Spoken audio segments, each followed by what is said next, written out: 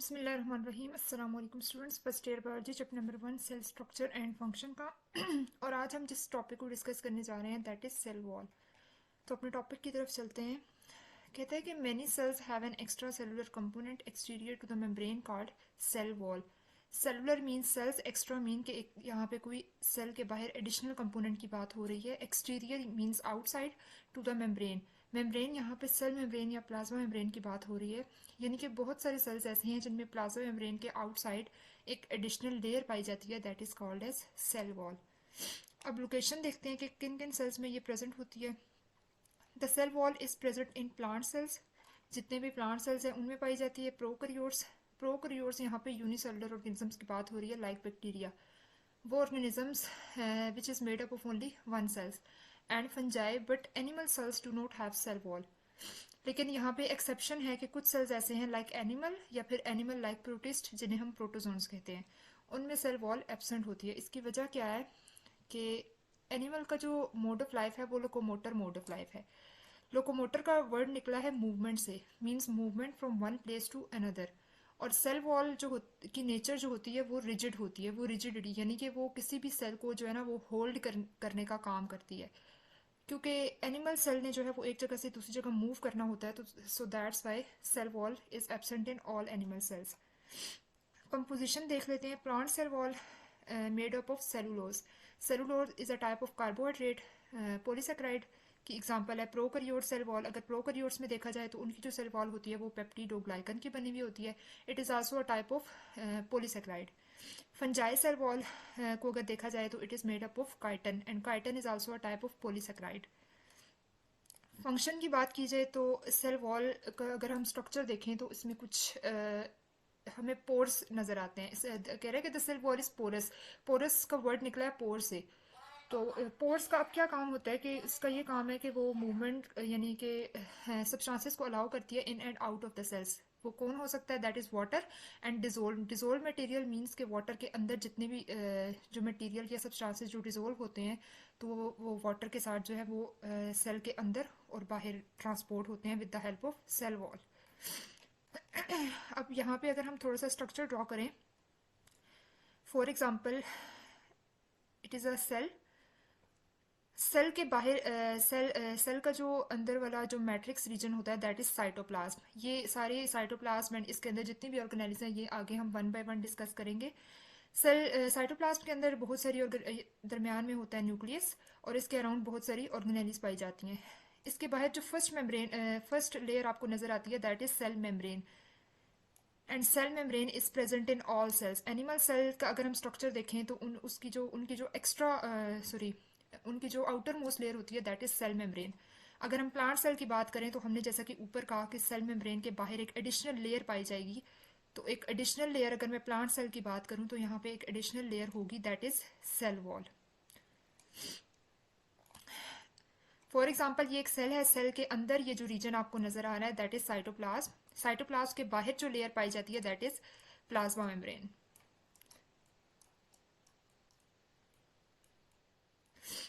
और प्लाज्मा कुछ sales like plant cells या प्रोकैरियोट्स या फंजाई की अगर हम बात करें तो उनके सेल्स के अंदर प्लाज्मा मेम्ब्रेन के बाहर भी एक लेयर पाई जाती है that is called as cell wall.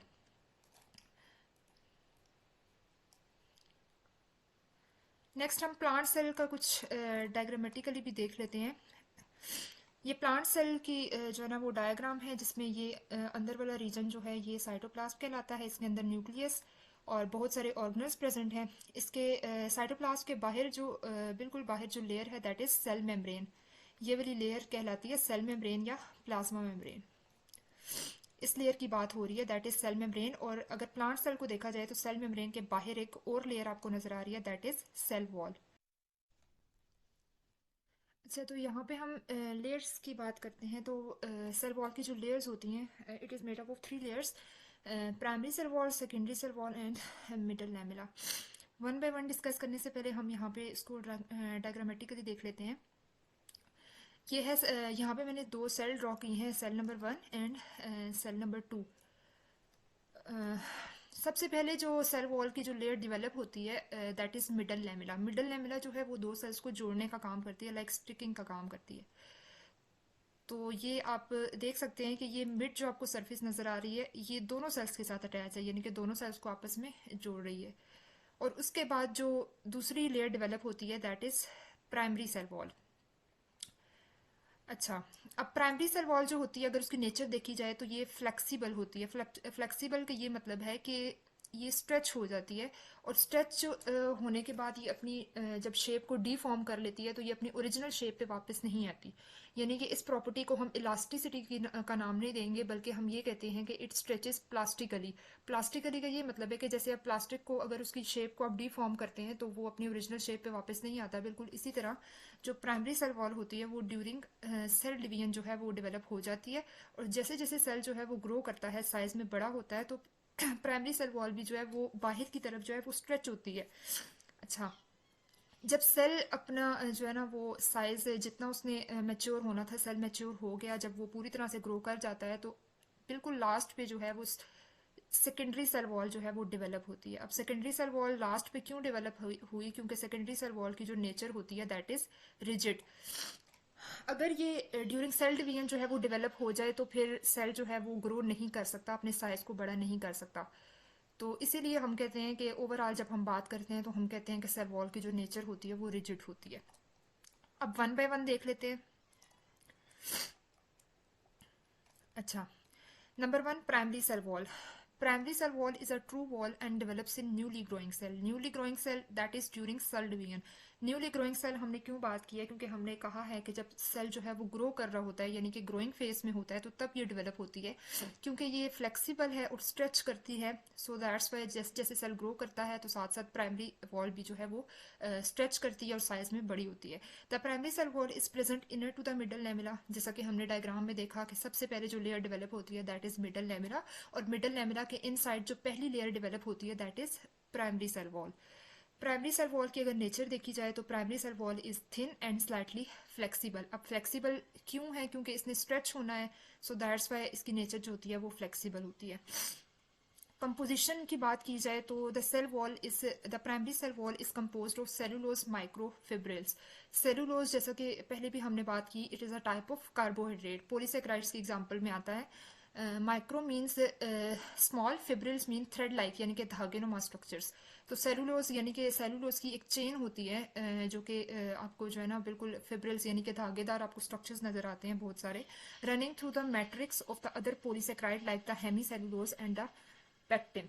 यानी कि आपके पास जो है ना वो हेमीसेलुलोज जो है वो भी एक पॉलीसेक्राइड यानी कि कार्बोहाइड्रेट की एग्जांपल है, और पेक्टिन भी जो है वो एक कार्बोहाइड्रेट की एग्जांपल है। यानी कि आपके पास हेमीसेलुलोज और पेक्टिन का जो है वो मैट्रिक्स बनी हुई होती है, और इस मैट्रिक्स के ऊपर जो है ना वो माइक्रोफिब्रिल जो है वो क्रिस क्रॉस अरेंजमेंट में, क्रिस क्रॉस अरेंजमेंट कौन सी होती है? लाइक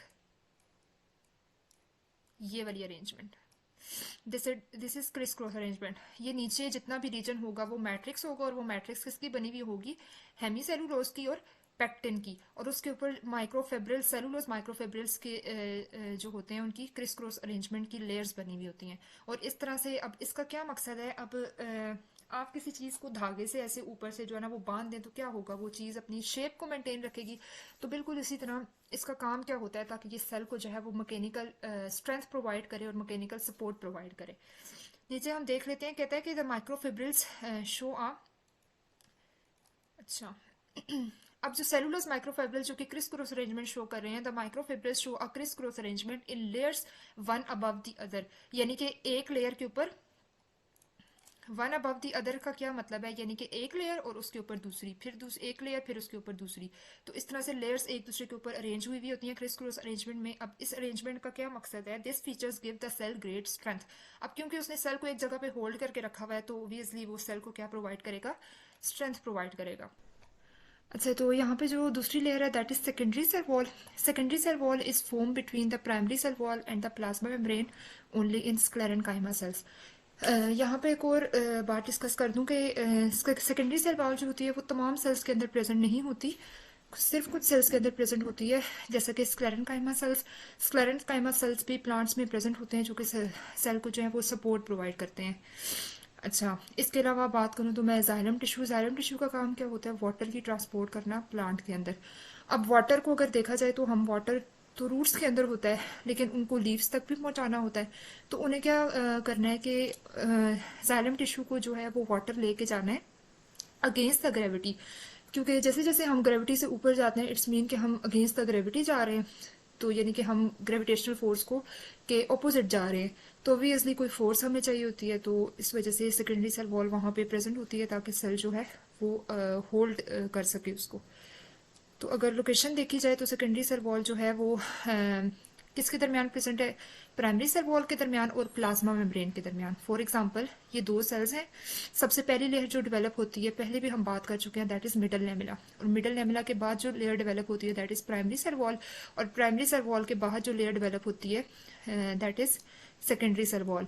अब ये एक सेल का स्ट्रक्चर है, सेल के अंदर वाले रीजन को साइटोप्लाज्म कहा जाता है। साइटोप्लाज्म के बाहर जो पहली मेम्ब्रेन होती है that is plasma membrane.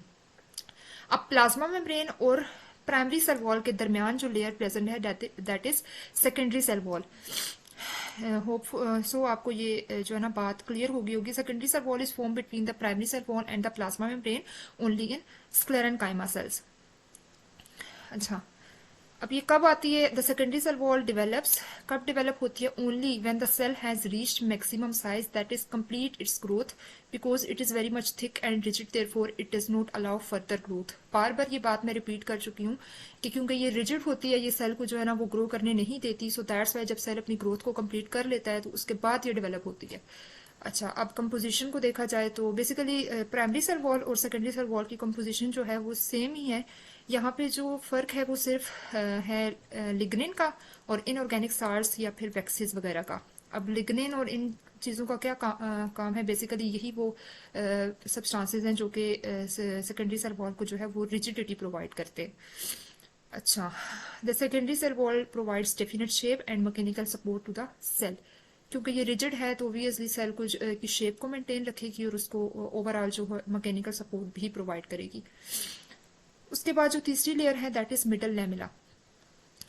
Middle lamella is present between the primary cell walls of the adjacent cells which hold the cells together. बार बार हम ये बात कर चुके हैं कि दो सेल्स हैं, पहली लेयर जो होगी वो मिडल लेमिला और मिडल लेमिला के बाद प्राइमरी सेल वॉल्स।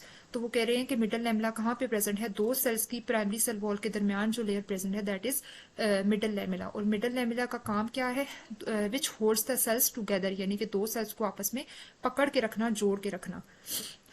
कंपोजिशन देखी जाए तो it is composed of sticky gel like magnesium and the calcium salts and pectin. ये सारे वो सब्सटेंसेस हैं जो कि क्या करते हैं, स्टिकिंग का काम करते हैं, यानी कि ग्लू का काम करते हैं, दो सेल्स को आपस में जोड़ के रखते हैं। डायग्रामेटिकली देखें तो ये एक सेल, ये दूसरा सेल, दो सेल्स के दरमियान ये जो आपको व्हाइटिश सा पोर्शन नजर आ रहा है दैट इज मिडल लेमिला, जो कि दो सेल्स को क्या कर रहा है, आपस में स्टिक कर रहा है, यानी कि होल्ड करके रखा हुआ है, जोड़ के रखा हुआ है। उसके बाद जो पहली लेयर है मिडल लेमिला के बाद जो पहली लेयर है दैट इज प्राइमरी वॉल, और प्राइमरी वॉल के अंदर जो लेयर है दैट इज सेकेंडरी वॉल। और अगर इस डायग्राम में आप देखें तो ये दो सेल्स हैं, दो सेल्स के दरमियान ये जो व्हाइटिश सा पोर्शन आपको नजर आ रहा है that is middle lamella. Middle lamella के इनसाइड जो पहली लेयर है that is primary cell wall, और प्राइमरी सेल वॉल के अंदर जो लेयर है that is secondary cell wall. अच्छा, यहाँ पे भी वही डायग्राम है, दो cell, cell number 1, cell number 2, ये साइटोप्लाज्म का रीजन है। साइटोप्लाज्म के बाहर जो पहली लेयर होती है वो बता चुकी हूँ बार बार दैट इज सेल मेम्ब्रेन। अच्छा, अब ये दरमियान वाला जो रीजन आपको नजर आ रहा है, ये दरमियान वाला रीजन जो कि दो सेल्स को क्या कर रहा है, आपस में जोड़ रहा है, that is middle lamella. Middle lamella के इनसाइड जो पहली लेयर है, ये वाली पहली layer that is primary cell wall, और प्राइमरी सेल वॉल के इनसाइड जो पहली लेयर है that is secondary cell wall. और देन सेकेंडरी सेल वॉल के बाद फिर प्लाज्मा मेम्ब्रेन स्टार्ट होती है, और फिर उसके इनसाइड जो सारा पोर्शन होता है दैट इज साइटोप्लाज्म। और साइटोप्लाज्म के इनसाइड जो है वो बहुत सारे ऑर्गेनल्स और न्यूक्लियस पाया जाता है। ये सारा ऑर्गेनल्स और न्यूक्लियस या साइटोप्लाज्म ये 1 बाय 1 आगे वीडियोस लेक्चर में जो है वो हम डिस्कस करेंगे। So that's all about cell wall. Hopefully आपको ये कंसेप्ट जो है वो